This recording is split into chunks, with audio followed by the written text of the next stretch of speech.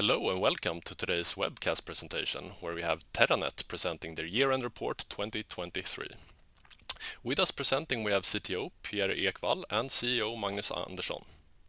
If you have questions, please feel free to use the form located to the right and we'll take it up during the Q&A. And we will start up this presentation with a video of Terranet presenting their year-end report 2023. Please go ahead.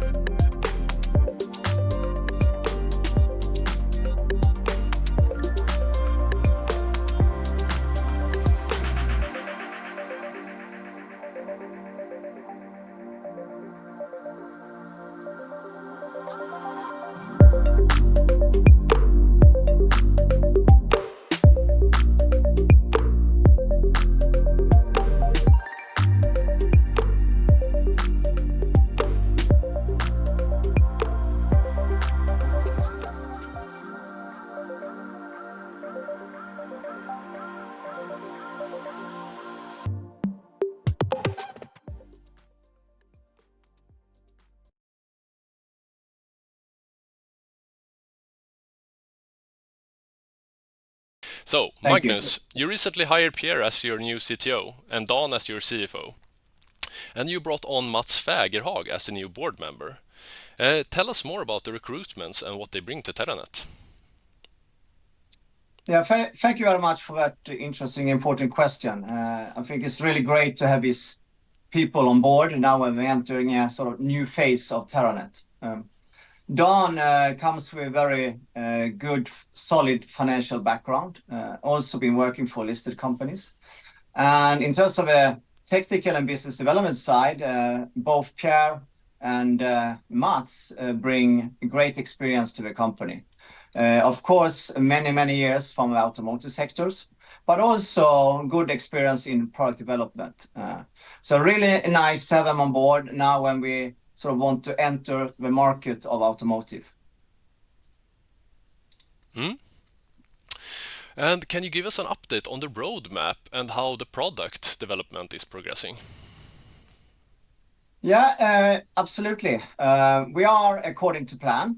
And as we communicated earlier, we're very much looking forward to demo our prototype in the first quarter, so around this time in our lab. Then after that, in next quarter, Q2, we will demo the prototype on a vehicle outside. So very exciting times. I don't know, Pierre, if you want to add something to that. Oh, yeah, sure. Yeah, I fully agree. So, as mentioned, prototype evaluation is currently progressing and at a very good pace. We are continuously getting verification on our forecasted performance numbers. Looking good so far, and updated system latency tests and outside environment testing are important upcoming events that will happen rather soon. So it's interesting times. And next question, are you getting closer to partnerships with tier ones and OEMs? Yes, we are. And the purpose, of course, of also doing this demo with a prototype in the lab and in outside on a vehicle is because the tier one suppliers and automotive manufacturers, OEMs, that we are talking to want to come and see the product, see that it's working in real time. So we're getting closer by doing this demo and prototype to a more formal partnership. Speaking of the lab demonstration of BlincVision, Pierre, what can we expect from the demonstration? Yeah, so the Q1 demo aims to verify the full system solution of BlincVision, both internally in the lab as well in an outside environment.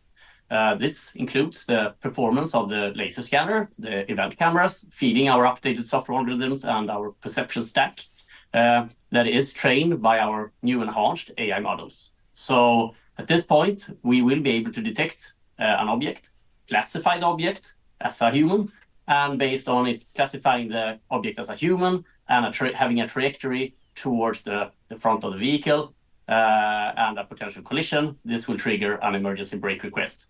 So in other words, we will be able to test the full system in a test rig format end of Q1. After a successful test, we will switch focus towards preparing for vehicle-based testing by end of Q2.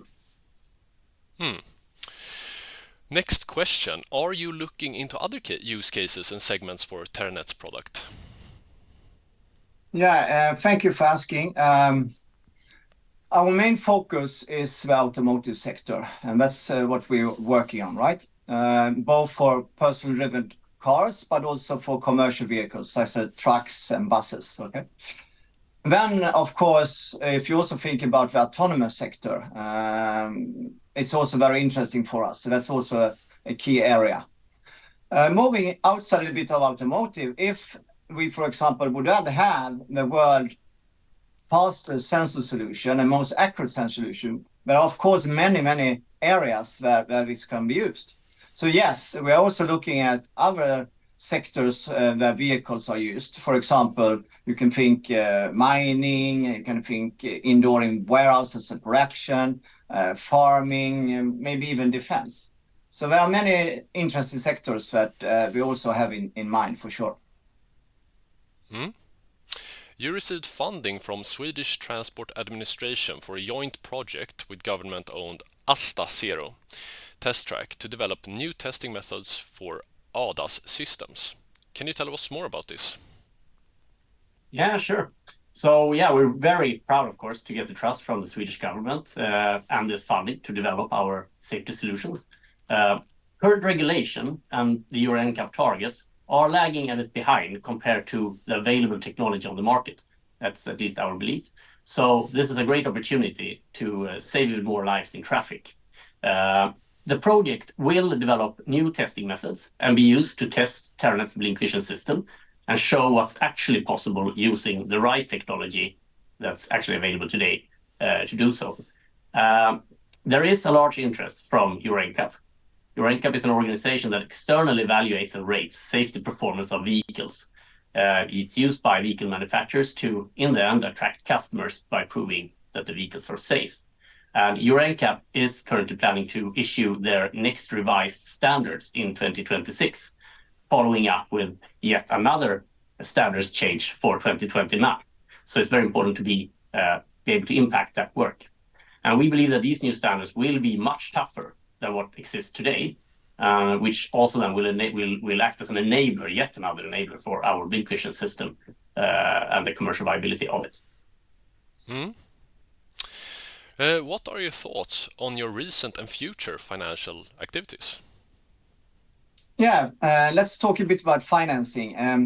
Of course, our board is continuously working on financing the company for our product development and launch of our product. And if you look at the recent financial activities, just before Christmas, we had the warrant program TO6, where we had a 63% subscription, which gave us around 6.3 million Swedish kronor. Okay. Then in January, we did a directed right issue to some new and existing owner, which added another 10 million to the company. Looking forward to this year, 2024, we have a warrant program coming up just before summer. And then also, that's TO7, and then TO8 coming up just before Christmas. So with these activities, and of course, depending on the share price, but with these activities, we feel comfortable that we are financed into 2025. So we have very many financial activities and working on that. Okay. And what are you looking forward to that you haven't mentioned already? Yeah, good question. I'm really excited about the time where Terranet is at the moment, and that we are just soon to launch our anti-collision product, right? Really excited to gonna see that outside on a vehicle, really seeing it reaching the performance of being really fast and really accurate and saving more lives end of the day. So, and of course, then also get it commercially out on the market. So I'm really excited about that. Pierre, I don't know, do you want to mention something? Yeah, sure. Yeah, of course, I couldn't agree more. We're very excited. We're now entering the last phase of, as mentioned earlier, the lab verifications. We will now be transitioning over to the vehicle verification side of things, and that's what really excites me, because this is where we're actually starting to test it in the real life environment that we intend to use it in. So getting the system fully integrated and tested together with an OEM, so a manufacturer or OEM later on, will be, of course, the next step as well, where we will start to do the final adjustments and learn a lot from actual integration in a customer vehicle. So that was also, of course, a very exciting step to take by end of this year. And I think we've seen quite a few publicized events within autonomous drive lately as well, where our system would have made a difference would it have been installed. So I'm very excited to get this system out on the road to really make a difference, starting avoiding unnecessary accidents and actually start saving lives. Well, thank you for that interview questions. I would like to move on to the question and answering of this portion, and we have gotten a lot of questions from our viewers here. So this is both in Swedish and in English, but I'll question them as they are posted. Vilka biltillverkare samarbetar ni med idag? Det är första frågan. Yeah, so just to do the English as well, which car manufacturers are we working with today, right? And so as I said before, we have a dialogue with many different automotive manufacturers, and we also have a dialogue with many tier ones, okay? In terms of moving that into a more formal partnership, that's where the demo in the lab and demo on the vehicle is very crucial, okay? So once we show that to them, we hope to move into more formal partnerships with them. Prognos. Vad beräknar ni att omsätta efter lansering, respektive år 1, 2 och 3? Okay, so forecast what we plan to, what revenue we will have year 1, 2, and 3. I mean, of course, that's very hard to predict. Of course, we have done some calculations. So you can see what's the number of vehicles, new vehicles coming out of the market for the different OEMs. So there is, of course, some calculations you can do on that. Secondly, of course, it also depends on the business model, right? What are we doing? What is our tier one partner doing? And what is the OEM doing, right? So that also doing different revenue streams. So at this stage, I don't want to give you any predictions of that, but yeah, let's come back to that, right? De produkter som ni kommer lansera, kommer det vara marknadsmässiga priser eller billigare än den gamla teknik som används idag för att bli en attraktiv samarbetspartner med biltillverkarna? Yeah, let me start to answer that question, and that's regarding to the price of a product or the cost of a product, right? Compared to what's on the market. And Pierre can add later on, but in general, what we see, of course, price is important, right? And in automotive sector, it's high focus on that. So we have a very close look at what is the price of the main solution being used today, like LiDAR, radar, and cameras, okay? And of course, we need to be competitive compared to these prices. And at the end of the day, it's all about what value you add, right? So it's a combination of the value you add and what the price of the product is. So that's something we're working on daily. But in terms of what we call BOM cost, bill of material, maybe Pierre, you want to make some comments on that? Yeah, sure. Yeah, so as we're not actually replacing a current ADAS system, we're rather adding more features and functions and functionality to the current systems. It means we are extending the value of the system. So in that aspect, it's very hard to compare to the current systems. of course, there will be a little bit of a price increase compared to the current ADAS systems once you do add this functionality. That's still true. But of course, it also depends on economy of scales, right? So at higher volumes, it will become more and more cheaper and cheaper. Also, it depends a little bit on the integration. So if you talk about ADAS systems, it's quite similar between the different OEMs. But if you talk about AD integrations, that can be quite specific. And in those cases, usually you might need to tailor the technology a little bit towards the actual OEM, where the prices will vary a little bit as well, depending on the integration that the customer expects. And the last Swedish question here. Varför investerar inte fler ledamöter i bolaget med anledning att det kan driva på börsvärdet och eventuellt nya investerare från inrikes som utrikes? Yeah, okay. I can answer that as well. So why does not more board members and I guess investing in the company? I mean, it's of course very difficult for me to answer any specific board member why don't they invest or not, because of course it's their personal private economy as well, right? But in general, I would say that I feel that all board members are very committed to Terranet and they are very active, they're very interested. So let's see what happens in the future, right? And do you have patent on the product yet? Yeah, let me start comment on that, and maybe Pierre can add also something there. But we have a global exclusive patent agreement, license agreement for patents to use our solution on vehicles, right? So we're very protected in that. It's not only one patent in that agreement, it's many patents. So we are absolutely protected, okay? Because what we're doing is totally unique, okay? Secondly, I would say that, of course, as we develop a product, we also come up with new parts that we also, of course, will look at patents as well in the future.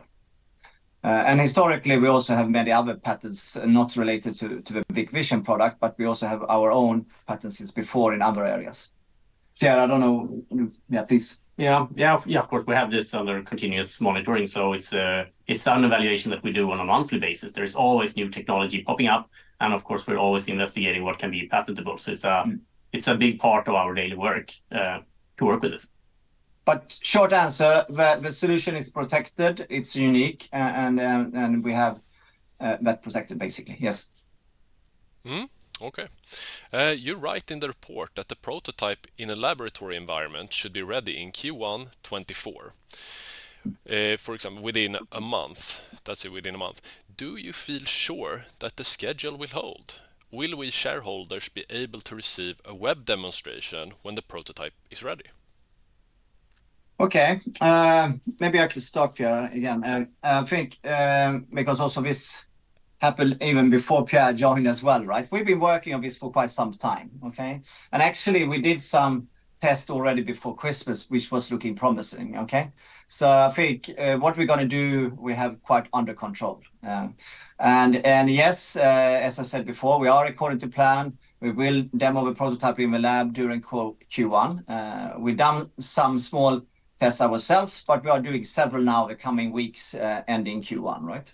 In terms of how we present it to the shareholders, we are looking at that as well to give, of course, as much insight as possible to what we achieve. So we need to come back to that also once after we completed the demo. But, yeah. Yeah, of course. Yeah, primarily what we're intending to present the end of Q1 is the results of the demos. There might be some bugs found as well during the evaluation, but that is also something that's part of the plan process and that's already in the time plan to be able to have time, for example, from finishing the Q1 work to fixing anything that popped up before we do vehicle integration. And that's why we have a few months in between the different demo stages. But so far, of course, externally, it might look like we only have a few demos a year, but internally, of course, we have a lot more minor demos internally. And so far, we are reaching expectations and we are according to plan. But the summary will come at the end of Q1, so stay tuned. Will do. What do you think about your asset Holoride GmbH? GmbH. What is your current estimated value of your share in your company, in the company? Yeah, okay. So thank you for that question. Yes, we are a major shareholder of holoride GmbH. As you may know, Audi is the largest owner, and we are one of the major ones. Okay. In terms of evaluation and what's going on holoride, I'd rather let holoride communicate about that, right? We are an owner. In terms of the value that we have in our books, you can find in our reports, right? But we, of course, have very close control of that, including with our auditors, of course. So, yeah, that's as much as I can say. In terms of evaluation of them, it's a bit of they are also fairly a startup company. Of course, they have started launch their product, so it's a really exciting time. But that also makes the sort of valuation a bit tricky, right? Because they just start selling it. Yeah. So yeah. But in terms of the value for us, we have it under control, and of course, we keep a close eye on it. Yes, okay. So you have earlier stated that a partnership can occur with several players. Can you elaborate? And what were the key takeaways from the CES event? Okay. So I guess it was two questions there, right? If you talk about partnerships, and I mean, there are also different kinds of partnerships, okay? Of course, one, we can have it with suppliers, okay? So that's important, and Pierre can tell us more about that. And then in terms of a sort of customer and market launching product, that's another type of partnership. And for example, with tier one suppliers, as you know, tier one suppliers already deliver ADAS solutions to OEMs today. So when we engage with them, we will see how can we integrate this in the car in the best way. And also adding to that, what value do our solution add to the full ADAS solution of the car? And that's an example I like to think about in that way is if we could be the fastest sensor detecting something first, maybe the other sensors in the car also can focus on that dangerous situation. So potentially our solution can lift the whole ADAS solution in the car to perform much better. So that's a very interesting aspect. So that is something that we will evaluate and work together with a tier one and a car manufacturer to define. So, Pierre, do you want to comment something on the partners, maybe supplier partners, if you want? I think you covered most of it, Magnus. I mean, and relating to CS, of course, we met with both tier ones and OEMs, and there are it's quite similar, let's say, for us working with the tier ones and OEMs, but there are also some differences. So that's why it's good for us to meet and work with both parties, both tier ones and OEMs, to get a better understanding of the exact needs and the integration needed to better suit their needs. So dialogue is ongoing with both. And I mean, when you mention also CS, key takeaways for that, right? I think, except that everyone is there, so to meeting everyone across the globe in one place is fantastic, both suppliers and potential customer and partners. But also I think, Pierre, that we see what's the competition, what is other ADAS solution out there, what's going on with LiDAR, radar, to see that and feel that we are still unique and we see that we still add value is also a fantastic takeaway from CS. Yeah, absolutely. There's a lot of new technology presented, but there is nothing like Blink Vision. And just visiting CS, see how the technology moves, and being able to, let's say, get reconfirmation, and also hearing that both from tier ones and OEMs that there is a gap that needs to be filled, and where our technology will fill that gap. That's great reassurance of that we're doing the right thing. And actually, now we talk a lot, but it's you get us going now with these questions. But another thing that I also find quite interesting is that, you know, there still happens a lot of accidents and a lot of deaths in traffic today, right? And most cars today have ADAS solutions. They have LiDAR, radar, and cameras, but accidents still happen. So obviously, the current solutions do not work well enough. So a lot of work that can be done there. I think our product with Blink Vision can add a lot of value. Yeah, that's a good answer, I think. So, next question. Have you done any progress in the collaboration with AstraZeneca? Yes, we already done some testing up on their track, all right, and also having your ANCAP interested and actually attending this testing is nice, okay. And then what we do with them then is looking at the existing testing methods. Where are the gaps, right? What accidents do not current testing methods cover, okay? So that's sort of a first step. So that we already started and done some work on up on the testing track. The next now, of course, during 2024 is also bring our BlincVision product up there and test it and see, can we really close these gaps? So that's what's coming. But we have an ongoing dialogue with AstaZero, and we're very happy to work with them. As you may know, they are owned by RISE, the Swedish government, right? So yeah, very lot of good competence as well. What about the test outside in vehicle? What are you expecting to achieve? Yeah, so I mean, doing something in lab, then you can always recreate the exact environment, the same environment over and over again, which is very good in an early development phase because you rule out all the extreme cases. But then once you reach a certain maturity, it's time to start pushing the system a little bit and moving it outside. Then we will get a lot of other variables in that we otherwise might miss if we're only working in an in-lab environment. For example, dynamic light change, different angles of sunlight, stuff like that. So it's a different environment. It needs to be tested, and that's why it's in the plan, even before we move into a vehicle. And of course, I mean, we've done a lot of calculations, and also we're working with simulations too, right? But when you get outside in the real sunlight, that's when you really see it. So yeah, we're very excited about that, but I think we'll say we're also prepared for it, right? And what does the roadmap look like after you have shown a prototype in vehicle? Yeah, so that's Q2 of this year. After that, there are several paths that we need to move forward with. But of course, key things is to get a formal partnerships with a Tier 1 or automotive manufacturers. Or as I said, we also looked at other use cases. So let's also see what we can find there. But it's really from a demo to get the product in a vehicle together with a commercial partner, right? That's the next step. In terms of a product development, in terms of developing a product, Pierre, you want to add something there? Yeah, sure. So yeah, after doing the demo in vehicle, we have a, let's say, non-Tier 1, non-OEM partner where we will do a first step prototype integration in a vehicle where we'll actively activate the brake system to be able to do more thorough investigations at AstaZero. So that's an important step. But after that, doing that integration, the next step will be doing it in a customer implementation. So that is what we will be focusing on during in Q3, preparing for it, and then for Q4 delivering on it. So that's the next steps. And also another part that to add, I guess, is also the final shape and form of the product, right? Yes. Because if it's going to be in the car, where will it be placed? How small does it need to be? So that's some important steps that need to be taken as well. Depends on where we apply it. Exactly. So there will be design iteration and design prototypes released during the year as well to enable that progress as well. Yeah.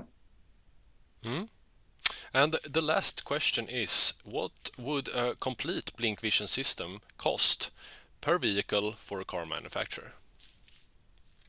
I think I sort of answered it earlier a bit, but I mean, it also depends when we start working with a Tier 1 and OEMs, what they are doing, what we are doing, and these kind of things. But I mean, the target, of course, is to become much cheaper than the LiDAR equipment out there. You know, I mean, there's big variance, but in talking about general terms, okay.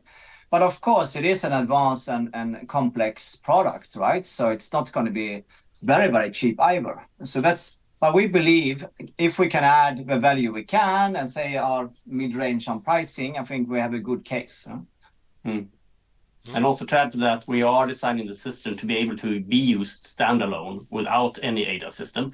But of course, an integration with an OEM, you would probably end up being able to share things. Like, for example, processing power, we might not need our own computer to do all the computational calculations. Some of that could be done in already existing computers. And by doing integration work there, you could cut costs. So therefore, there is different levels, I would say, of part prices, depending on the integration level for the customer. Well, thank you so much for that presentation and the answers. And also thank you to all the viewers and the posted questions. Do you have any concluding remarks that you want to hand off to the viewers? No, thank you all for listening. We appreciate that, and we like to keep a very close dialogue with our shareholders and keep you continuously updated.